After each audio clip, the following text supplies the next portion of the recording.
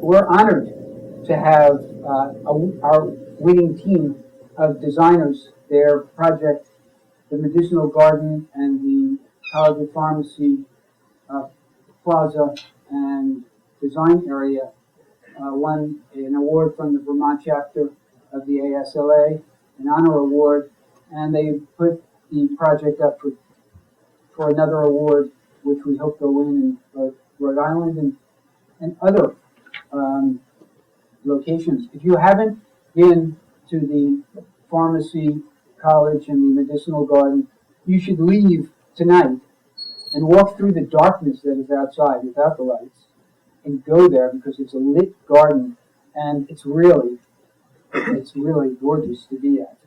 So we're very fortunate to have Keith and Jeffrey with us this evening. A little bit about them. Keith uh, is an artist and a landscape architect, and Jeff is his partner. They've worked together for 10 years. Keith has had 2 or 3 iterations. Yes?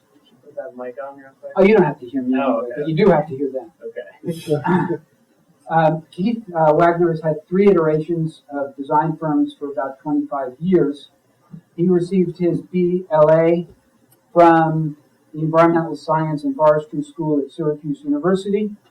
And his work focuses on creating a dialogue between building and landscape.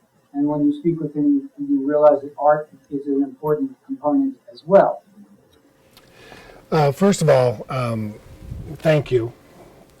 Thank you, William, for inviting us, and thank you for all of you to coming out here. Jeff, if you'd stand up, I do want to introduce Jeff. Jeff, the way we're going to do it tonight is, at the first part of this, I would like to talk about the firm and some of our design strategies and how we collaborate. And then the second part, which Jeff will speak about, would be the design process and the competition that we went through for the Medicinal Garden courtyard. But you know, the fact that Jeff has been with me for 10 years, and as William had mentioned, the firm's been around for 25 years. It was through a mutual friend that I met Jeff, and it became this very clear, very immediate friendship, and we had a shared sense of design, sensitivity for how we wanted to approach landscape architecture, and it was just like a perfect point at which we could then. I said, "Hey Jeff, why don't you become partners with me?" And Jeff's skills complement my skills, and I don't know if I have any skills that complement Jeff's, but I sure am. Really proud to have Jeff as a partner. So William touched a little bit about the firm, and I'll probably repeat some of it just because I have notes here. Started the firm 25 years ago, and it's been a slow growth from 2 people up to 10. But when I started the firm, I knew I wanted it to be a firm that really focused on design. And we approach landscape architecture as an art form. It's an applied art, much like architecture in our beliefs. Geographically, our work is primarily New England and down the eastern seaboard as far as Baltimore. Recently, we picked up a residential project in Scottsdale, Arizona, and we're doing some work in the Hamptons. So we're slowly starting to work our way out of New England, and we're really excited about that. So if you look at our work, there's some things that you will see that I think are pretty consistent over the last 20, 25 years. And the fact that we're intrigued by repetition, we're intrigued by line, axial relationships, and our work is very geometric. We like to take the geometry of the architecture and sort of pull it into the landscape and then blur that line of where the two arts merge or separate. And we don't often speak of it, but I think it's clear to say that we're minimalists. And that doesn't mean void of character or richness. I think you'll see as I go through these images that our minimalism is about solving problems, dealing with a site, reading the site, doing artful detailing to materials, but we're very cognitive of the fact that materials and materiality and tactile qualities of spaces are important in enriching people's experience of those spaces. And we draw inspiration from some of the minimalist artists that we both enjoy. Donald Judd, Carl Andre, and Richard Serra. These are just a few of the artists that we really gravitate to. The other thing I've sort of broken this into some sections here where there's a number of devices that we employ to create space, be it a vertical plane or a ground plane or a living plant material or illumination. We use all of these devices to create space, much as an architect would use studs and sheetrock to define space. So we've just characterized them as something, we've used different terminology. And these should go pretty rapidly. Hopefully I won't put you to sleep. So the first thing is vertical planes, walls. We use walls a lot to help, as in this case, a fieldstone wall to define a entrance garden that's moss and existing native trees.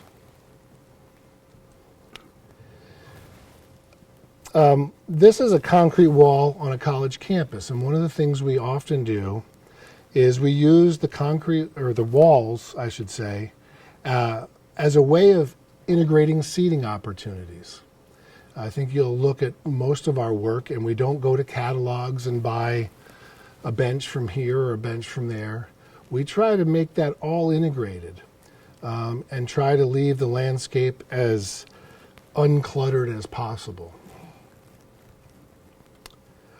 For this urban park, we used a large wall that sweeps down the length of the park, really as a mediator or a baffle to the traffic that you see. This is an odd angle, but it's going downhill. The traffic at the top of the slide is going downhill. So you have a lot of trucks and air brakes. So we were really using the wall as creating a refuge for people away from the traffic noise. For a corporate client, we've used native stone. This is a South Bay quartzite in sort of a way of creating a sitting area. And by coincidence, not coincidence, but by plan, these walls in a concentric circle are really a sculptural abstraction of what this corporation and their computer technology is doing. So it's a sculptural abstraction of that.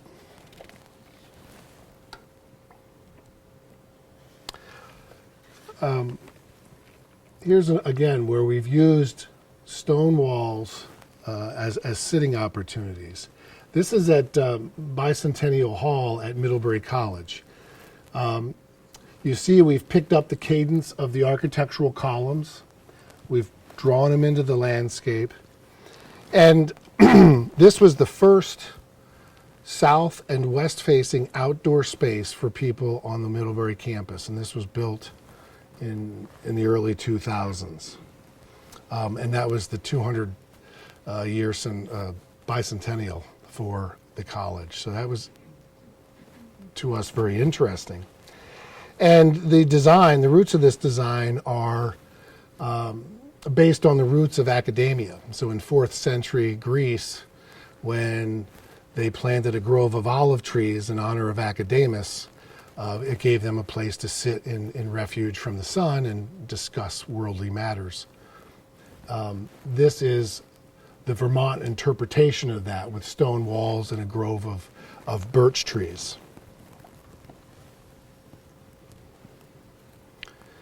For this project, it's a residential project, we used stone wall as a weir, where we created a water feature that would then drop down a series of waterfalls, and we've used a field stone wall for this grade change.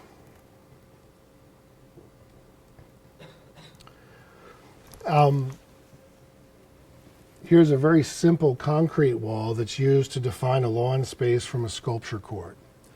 So these walls that we, what I'll say, employ, are often these lines that etch and define spaces and separate spaces. And they can be done in a variety of materials. And I think one of the things Jeff and I really enjoy is working out the details and being thoughtful about those materials and which are specific and appropriate for each project. Ground planes. We approach our ground planes or our paving as if it were a carpet. And this is a project, a residential project, where we've, again, used a South Bay quartzite stone, but you can see we've cut these into various width bands. So it's all the same material, but we created this pattern or cadence as if this stone appears to be like a woven tapestry or rug.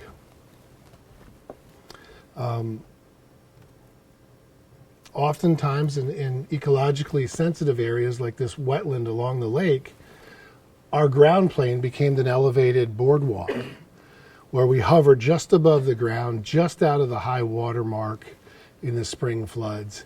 And it becomes this sculptural serpentine invitation to walk to the lake. One of our favorite materials is Pennsylvania bluestone. This happens to be an example of a large module, full color range, natural clef bluestone. And it's a material that we use often because of its durability, its warmth and color, and the ease of which it can be worked. Oftentimes we use native slabs, large slabs of stone. You know, things that are 5 feet long by 2 feet wide or larger. And in this case, we've used them to denote where guests would park in sort of a larger auto court. So it's a subtle way of putting out a mat and saying, here's where you please park here.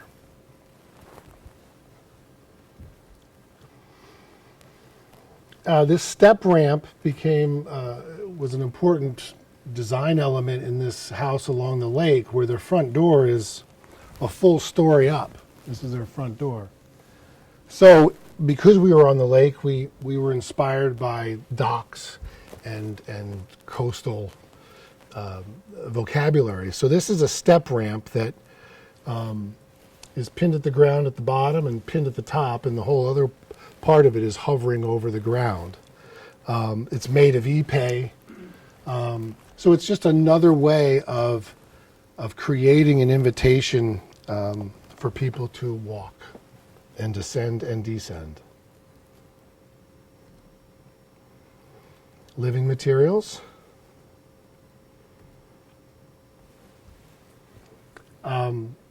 This, sometimes we use plant material as purely a sculptural element. This is moss in an entry garden for a residence. It's laid out in a radial pattern to follow the radius of the architectural facade. The curved fieldstone wall, freestanding, follows the curve, but the plant material then is laid out in that same geometry and it's only bisected by a series of bands that line up with some strategic architectural elements, windows, and so plant material can be a sculptural element in itself. This is a large, the glass expanse you see here is a large gallery space. And you can see that we tend to plant in our perennials and ornamentals in large drifts, sort of sweeping drifts, calming. We don't do one of each plant. And the large honey locust tree there, 9-inch caliper, was installed for this project. And it's worth noting, we tend to use a lot of large trees, and we don't like to wait. So 9-inch caliper trees are often spec'd on our projects.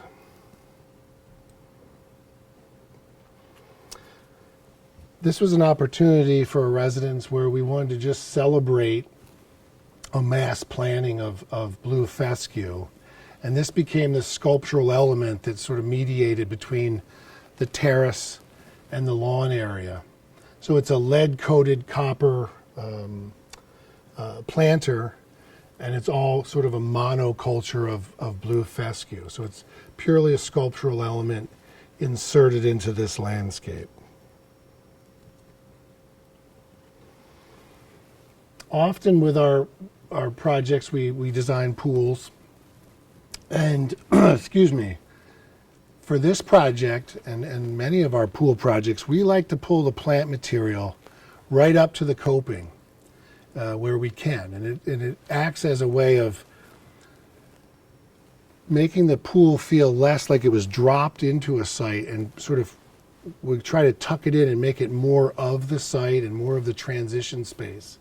So you can see on this side, the ornamental grasses come right up to the pool coping.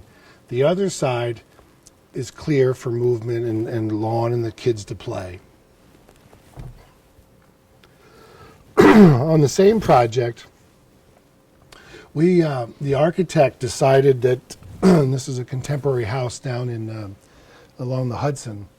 This is a translucent material, so it is beautiful, sort of milky, translucent. So Jeff and I decided that we wanted to do two things. One, plant trees along there to help with heat gain, help reduce heat gain. And two, we wanted it to become much the way Louis Barragan did on some of his projects in Mexico, where those trees become, cast shadows onto that wall. Now, imagine being inside that wall. Those are the same shadows you'd see. So it became this experience where we were thinking about what it's like to walk down the hallway on the interior, as well as what the visual expression is on the outside.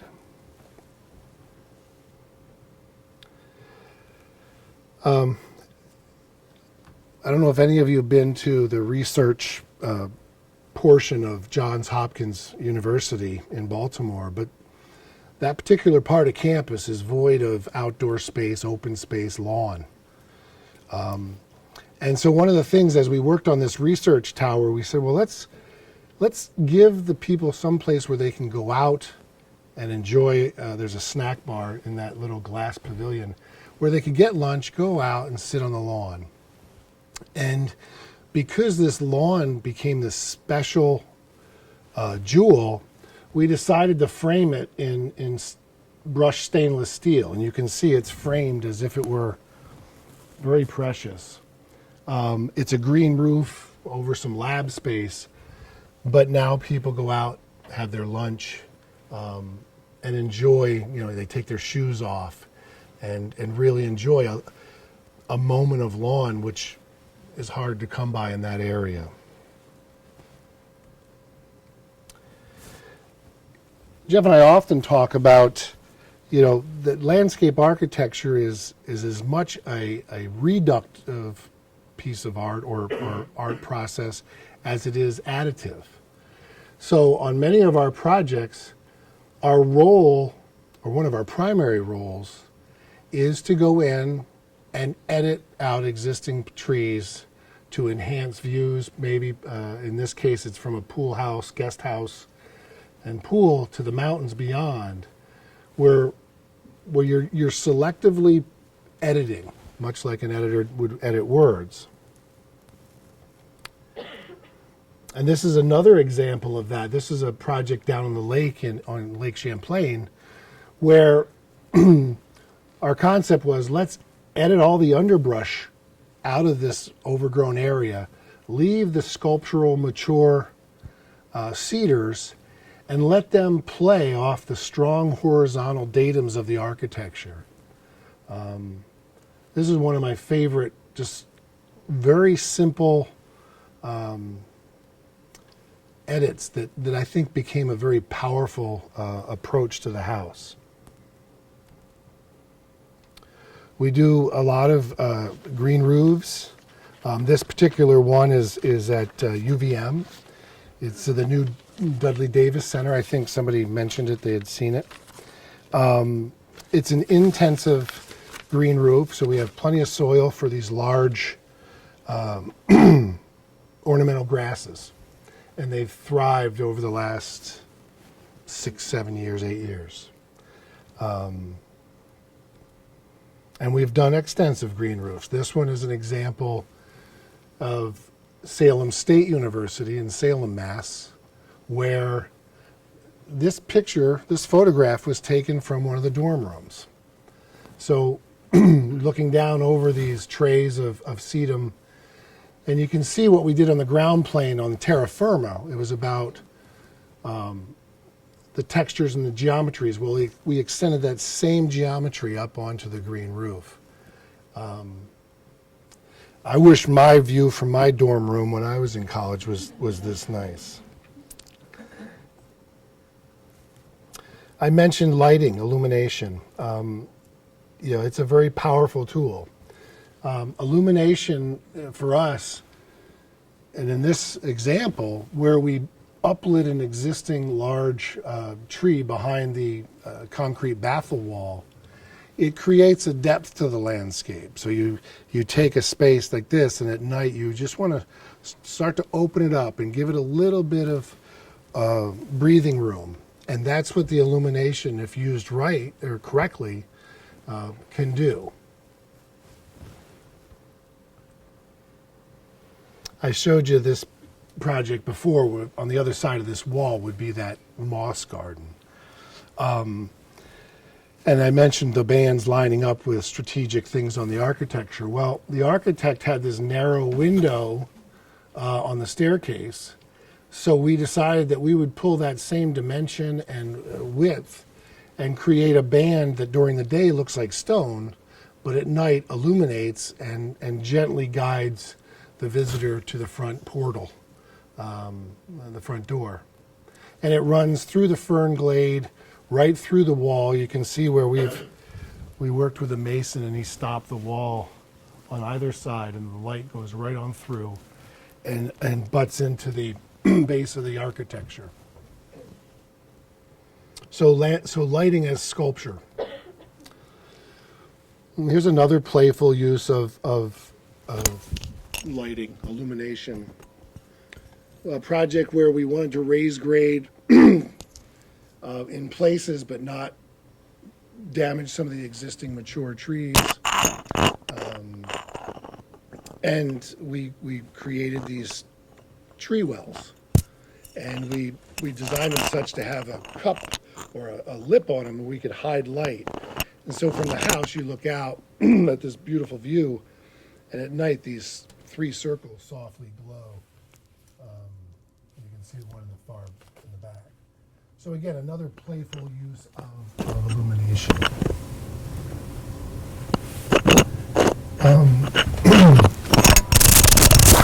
Here we designed a bluestone slab bridge to the front door of a residence, and it bridges over a water feature where we're collecting the rainwater. So we put lighting below it so that it really accentuates that feeling of being over or hovering over the water. So what you're seeing is the reflection in the water of the light in this piece. And I had mentioned earlier to someone about Top Notch, the resort in Stowe, Vermont. This is where we worked on a sort of a campus-wide illumination plan, lighting plan. And again, for some of the mature trees in the distance, we uplit them, some of the newer birch trees, but really create a cohesive lighting scenario where it reinforces that sense of ambiance at a resort. It helps with safety issues, obviously people circulating, but it can be done in such a way that it gracefully moves you through the site, through this subtle lighting.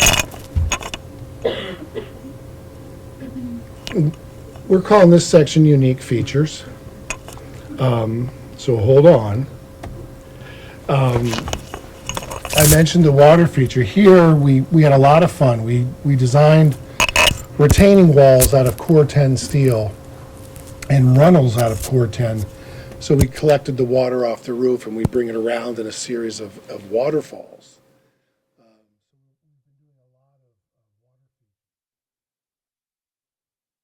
And then it's all circulated back up, so it's a reoccurring, it's a continuous piece. And then I point to the slab at the bottom of the photograph. That was a slab we located at a quarry. It's about 14 feet long and about 4 feet wide.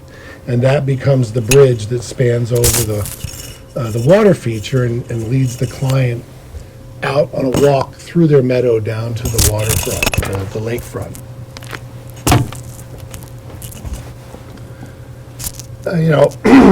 For the Eco Center in Burlington, it's a museum of sorts for children. One of the things we did was we created a mist garden for the children, and the kids, you have to drag them off this to get them in the building. But it's just a fun way, another sort of moment of water and getting the kids excited to start thinking about water in its different forms. It only runs in the summer, and we designed it such that there's these large slabs of slate, and it mists out from in between them. So it was replicating the shoreline along the Burlington waterfront.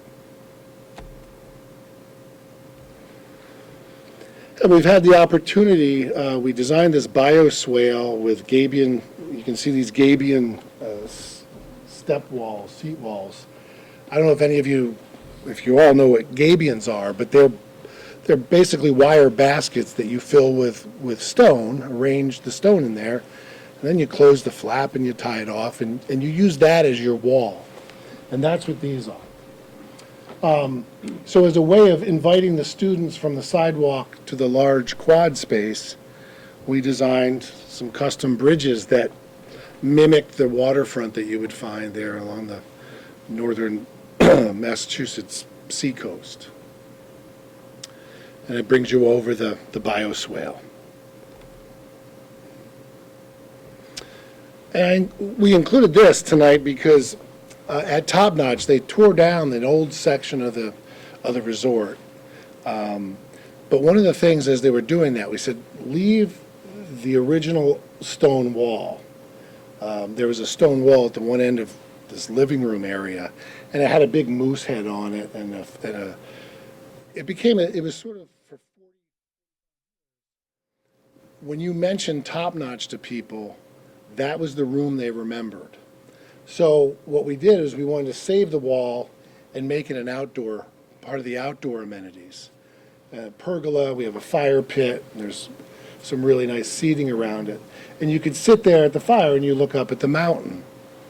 So being sensitive to sort of the historic quality of the project and giving it a little new life through a new twist. And this is included to show you the Core 10 tree wells. Remember, you saw these lit before. So this is what they look like in the day. We had a fabricator in Albany fabricate these for us. And they're various depths because the existing terrain was doing one thing and we wanted to create this tablet of lawn. So where these tree wells occurred, there was different depth to existing soil. So they're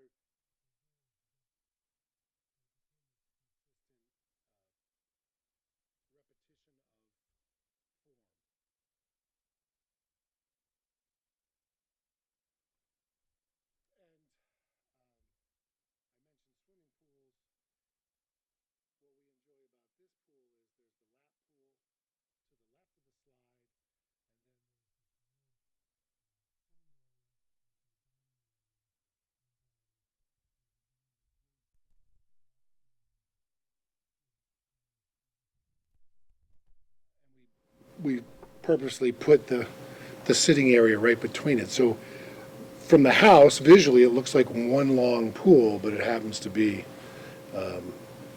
a shallow splash pool interrupted by deck and then the pool. And you can see the magnificent view over the Hudson River Valley that they get to enjoy. I sort of feel like I was talking really fast, but so now Jeff is going to speak about the medicinal and wellness garden. And before he comes up, I would like to thank, the university and RISCA, Rhode Island State Council on the Arts. I don't know if Elizabeth Keithline made it here tonight, but all of these players were really important in making that courtyard and that garden a reality. So we wanted to thank all of those players. Thank you.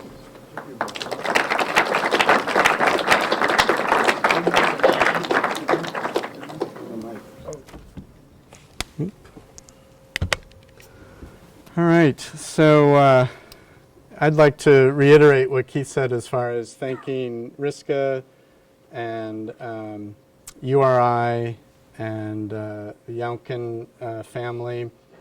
And back in 2010, we received a phone call from some artist friends of ours that we have a really strong mutual respect of each other's work. We had never really had the right project to work together on. But they had heard about this RFQ put out by RISCA for this wellness and medicinal plant garden, and we thought, why not? It sounded like the perfect collaboration for us as a team.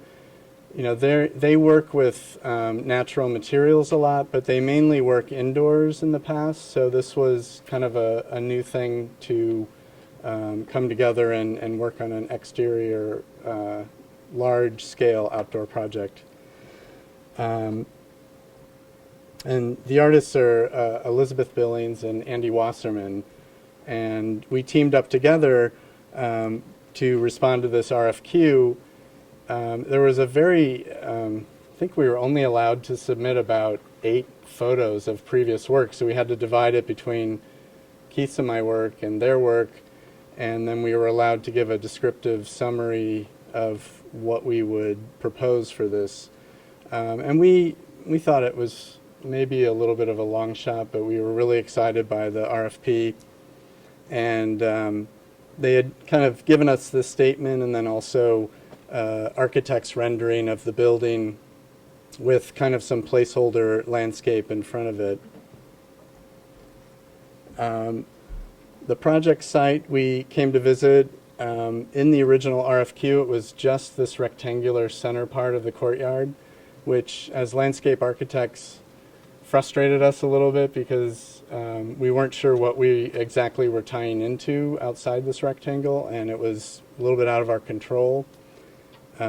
Later on, once we got the contract, we were able to kind of expand it a little bit and work on some of the surrounding parts of it, but for the competition, this was the limit of our project site.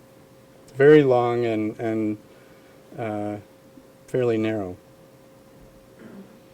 Much to our surprise, on June 4th, we heard they had received 150 submittals from all over the country, and we had made it to the short list of 3 firms, and we were given a small stipend to then go back and really start to think about our proposal and solidify our design. And what we became known as the Vermont team by everyone at RISCA, we very quickly got together and laid out some goals that we had. And I think one of our largest goals was that we really wanted the entire courtyard to be the art project. We've seen it too many times where there's an art component, but it's just this object and it's just plopped into a landscape, and we all really wanted this to feel unified so that you really couldn't separate the landscape from the art and the art from the landscape. So, and that's, like Keith said, that's really a large part of how we view landscape architecture. So, and then we obviously had lots of other goals, but I think the overriding one was to have it really be integrated. We also, we were asked to find inspiration in pharmacy and pharmacognosy, but we also, equally important to us, is the sense of place. And we wanted the project to say something about Rhode Island and the character of Rhode Island, the vernacular that we came to know of Rhode Island. So we started to look at pharmacy and pharmacognosy and all these different things, and we started to see that there were these really, from a design and aesthetic standpoint, there were some real overlaps and parallels. We were starting to see, okay, there were these, we toured the pharmacy labs and got to see their instruments, what they worked with, and we really liked the fact that there were these repetitions of measuring devices, cylinders, things with gradated markings. They're also, when they store some of the plant products, we were seeing these shelves of little canisters of things organized. And then, in order for a plant to be used for a medicinal purpose, you need a lot of it. So there's agriculture, and there's there's rows and rows of crops. So and then just simple things like the boardwalk at the beach. These things started to shape how we viewed the organization of the courtyard, and we got excited about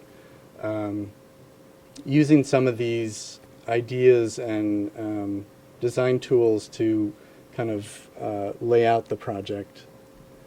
And of course, the seashore. We're huge fans of the seashore, and we like the kind of feeling you get when you're on the edge of something. You're at the coast, and there's dune grasses behind you, and there's water, this expansive horizon in front of you, and we wanted to kind of use that also and have that be represented in the courtyard.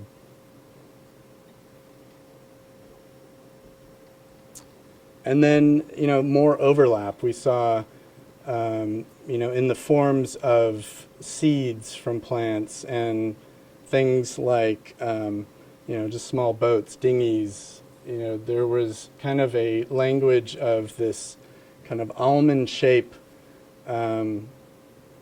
object that we really liked, and just the coastal industry, lobster traps, the transparency of these materials that you can see through voids, and you see pattern and repetition, and then just simple dune fence, the shadows that it cast, and we really liked kind of what that conjured up in the collective memory.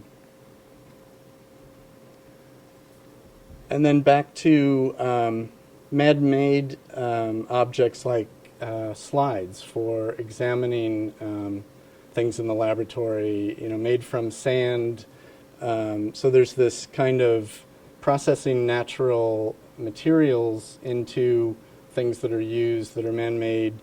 We were working closely with the artists and trying to figure out what the art pieces of this courtyard were going to be. And we started to gravitate to something like glass, something slide-like, but that might incorporate imagery of plant material from kind of a cellular level to kind of just a regular plant level. And then, the opposite of the natural to the man-made is the man-made turning natural, the sea glass and the process of the ocean kind of tumbling it and softening it and almost returning something man-made to kind of a natural environment. So we had a lot of inspiration. So after a while, we had to kind of, narrow it down and think about how these different things were going to really shape what we did in the courtyard. And, working with the artists, we had to come to some agreements where they were kind of following our logic, we were following their logic. And separately, the artists were discovering these materia medica publications that over the centuries had documented the use of plant material for healing purposes, and they were getting a lot of really interesting imagery of plants and plant biology. So it was, there was a lot to kind of consider and to go through. And then we started using some of these things, and this is, I think, one of our first sketches, which remarkably has some recognition and resemblance of what actually got built, which usually doesn't happen. I mean, sometimes we go through, lots and lots of trace paper, and this time it just taking in the space and the new architecture and the things that inspired us, we kept going back to this kind of diagram, and we started to kind of refine it and do small variations. We were able to manipulate some of the existing planned retaining walls in the courtyard so that they interacted with our project space. And then just going back and forth with the artists, starting to look at what is the sculptural piece and how does it move through this space? Is it one continuous piece like we ended up deciding on, or is it a few different things that move through the space in kind of a painterly, kind of leaf blown in the wind kind of character? So we studied it in kind of bird's eye and in perspective. What does it look like from the ground plane? There's, about 7 feet of grade change from the road down to the building. How do we deal with that and make it contribute, instead of being a challenge, how do we make it contribute to the success of this space? And just talking about details and, what's the material and what's holding up the art piece and how's the art mounted. And so we really, we were only one of 3 teams, but we thought through everything to a level that we were confident, because we had to submit a budget that showed we were able to stay within the allotted money, and that had to include our fees for our time, the materials, labor, everything. So we didn't want to propose something and then find out, oh, well, yeah, we said we were going to do that, but we couldn't get it to stand up or something. And then we had to kind of test the grading, because there was this 7 feet of grade change that we needed to figure out, how is it going to work? We couldn't afford in our budget to have a lot of expensive drainage facilities, so we had to work with where we could tie into existing drainage. So we kind of gave the site this cross slope that headed all the water towards, where we could collect it.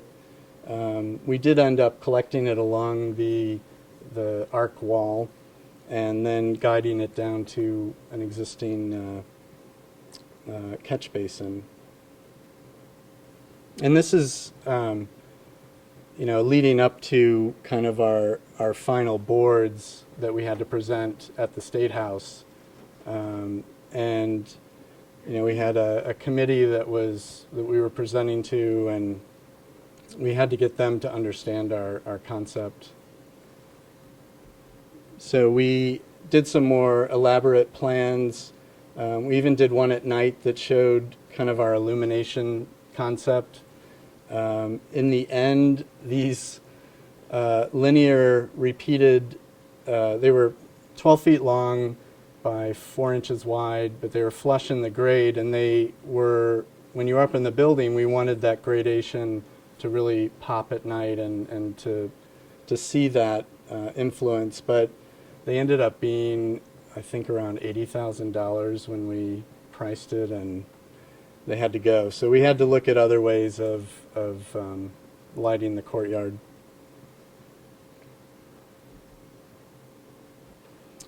And so we had very few constraints when, they kind of gave us this blank template and said, well, the only thing is you need a walk that goes across east to west, and you need this big, wide sidewalk for emergency vehicles to be able to come down.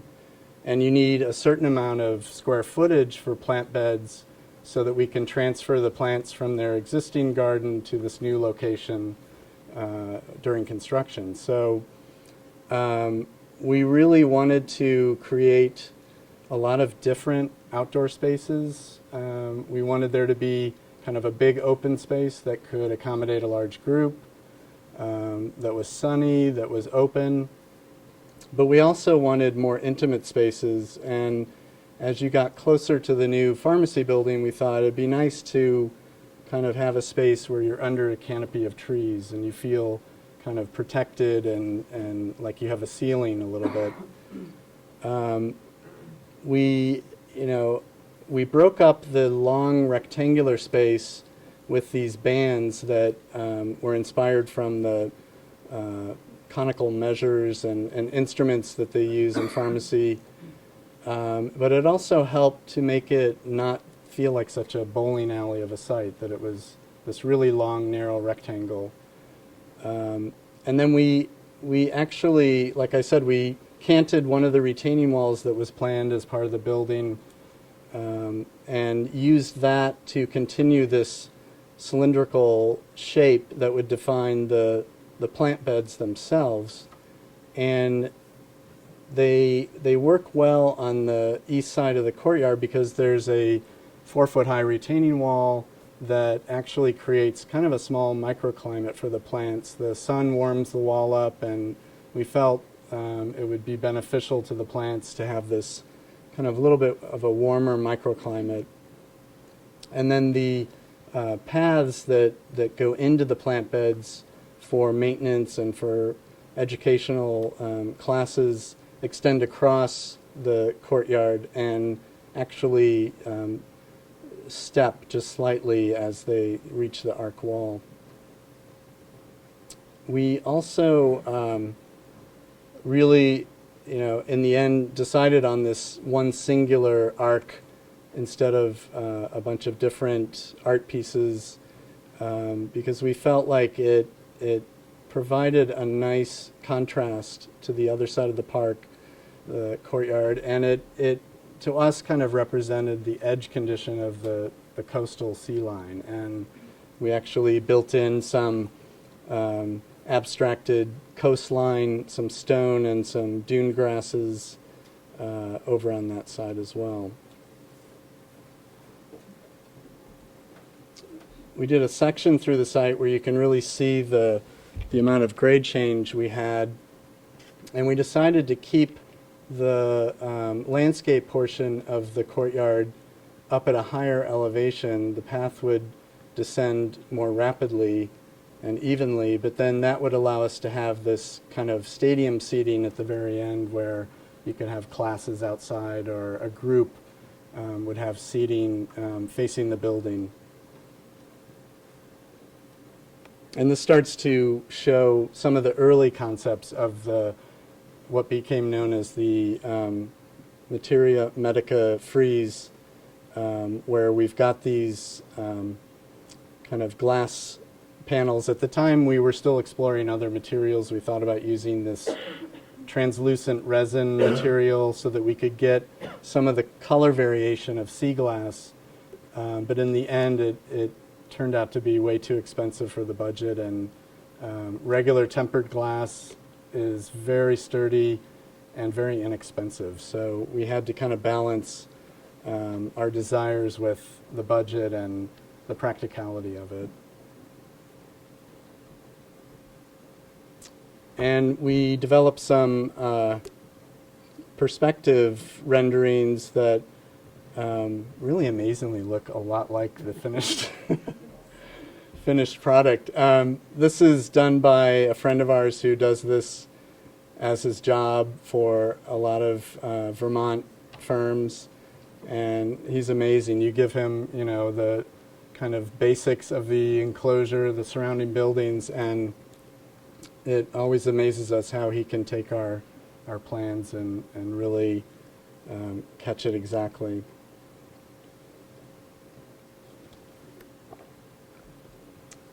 And then kind of a night scene, you know, from the new pharmacy building, kind of looking back. And, you know, we were proposing these seating pods that were kind of inspired by the lobster traps, the seeds, the leaves, all the different things we had come across that we felt represented pharmacy and pharmacognosy. And this is just in the office. We were playing around with glass and this translucent material, kind of exploring etching and different patterns with the artist. And it was really an amazing collaboration, just in that we met every week.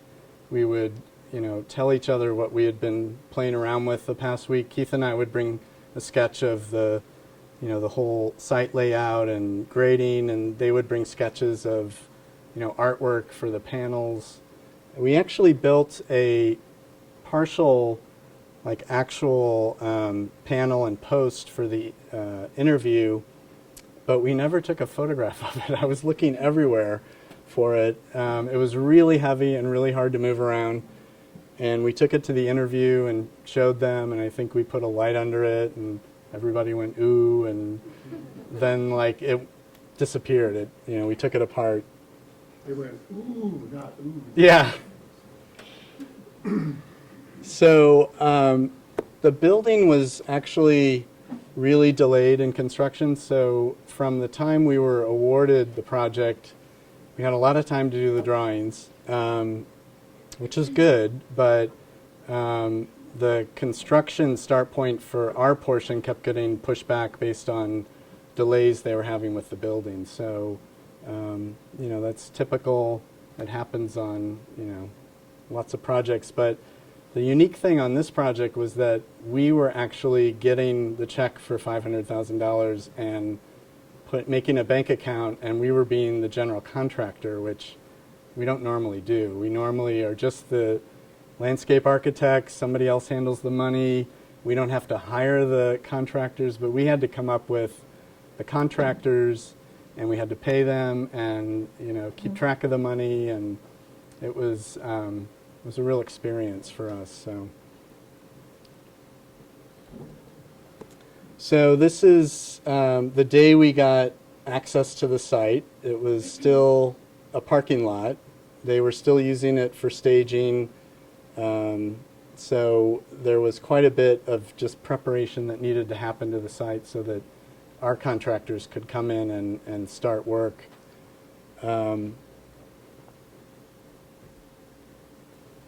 Shortly after they started work, there were utilities that had to be removed, old abandoned utilities, some that we had no idea that were there, that were a big surprise, and we had to figure out what we were going to shift in the budget to get rid of this 10-foot square structure that emerged.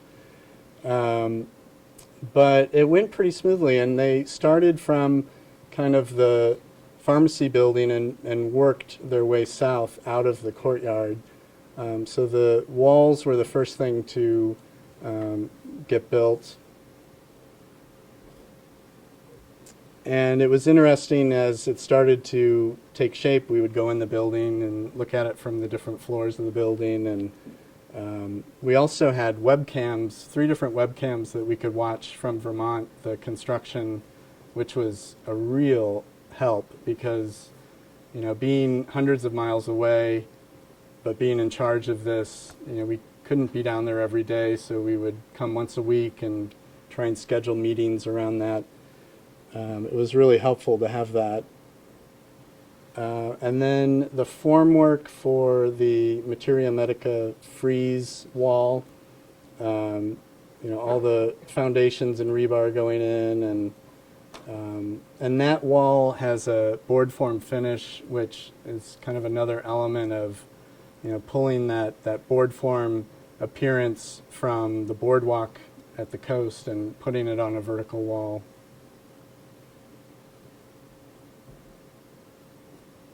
And the river birch getting planted and fine grading happening. It all happened pretty fast. We were really happy. The weather cooperated largely. And here's our man. This is Manny. Without him, this project couldn't have happened. He was our foreman every day on the site, and we had a long relationship with Manny and his firm, Atlantic View. You know, they would run into something on the site, they'd call us, we'd figure out what to do with it, we'd talk to URI, make sure it was not a telecommunications cable that was going to, you know, make the whole campus dark or something if they took it out. But he really, having somebody that we trusted and knew the level of quality we were expecting, made our job so much easier. And you know, I'm working with him on a project right now in New Hampshire, and he's just great to have on your side. He's makes things happen and makes them happen the right way. And some of the stonework, the walkways and access points into the beds. Atlantic View knew, you know, the level of soil amendment that we like to recommend, and they do a great job of tree planting, and, you know, we just didn't have to worry about anything. And Elizabeth and Andy came on site and delivered the panels and started working with Manny's crew to get them in the right order.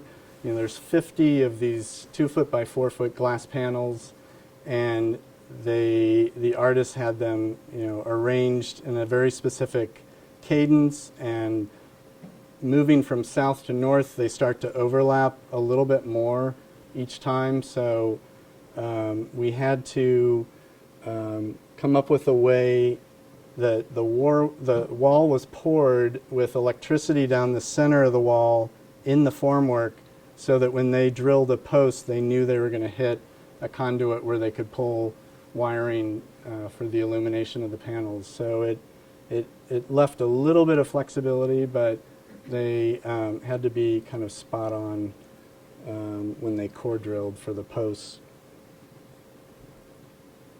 And even during construction, I was amazed at how the panels kind of picked up the lighting of that day, the atmospheric lighting, the lighting from the building. It was really interesting to see how they changed on a daily basis.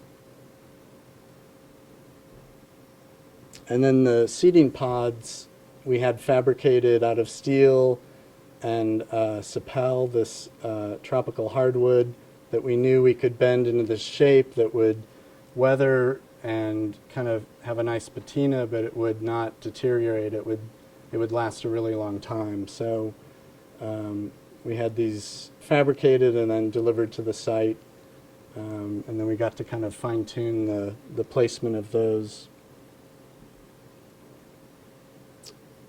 And then the dedication of the garden was a very happy day. We were relieved that it all came together. We came out like down to the dollar on the budget. It was kind of amazing when you start out with 500,000 and you write checks for all these different parts of it, and you get down and it's like you have the last dollar to go to the project. So, and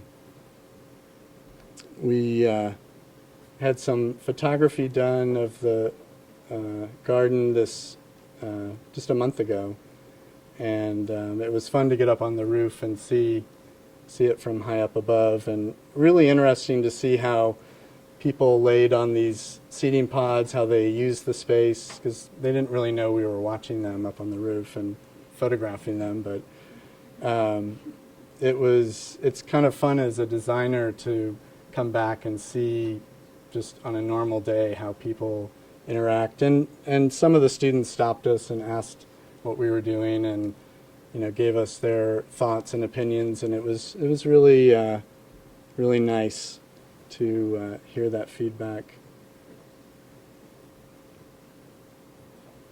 And I think the seating pods, we wanted them to kind of also suggest movement through the space, that they weren't, because the rest of the garden is fairly static, and then you get these seating pods that are scattered and have different directions, and it's almost like boats or movement. You expect them to kind of start sliding across the ground plane. And I think just getting to spend 24 hours with the photographer on site and seeing how the light looks at different times of the day, the glass panels take on different colors during the day, and the reflection from the buildings, the sun reflecting off some of the buildings, and the sun raking across the board form concrete. It was a beautiful 2 days we were here, and perfect for getting photographs.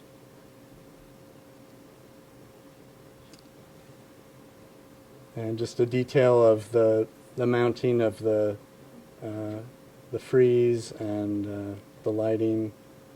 And I actually like what the smokestack kind of adds to the whole courtyard, this kind of amazing vertical scale at the end. And that's it.